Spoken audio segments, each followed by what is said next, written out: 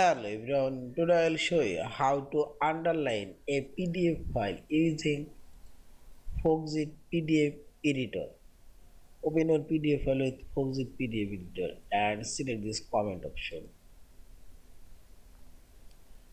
Here you will find this underline text and this is zigzag underline.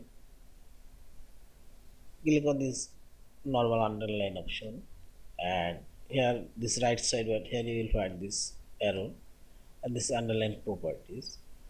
Click on this underline and underline your text or character. I'll delete it first. Drag your mouse cursor and select your text. And this is underline default color. And this opacity. Also you can create here custom underline color.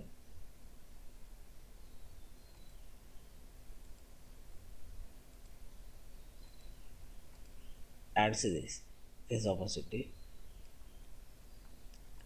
Now select your word and character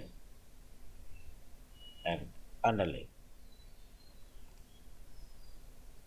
Also I'll underline this text paragraph, sans color, and see this.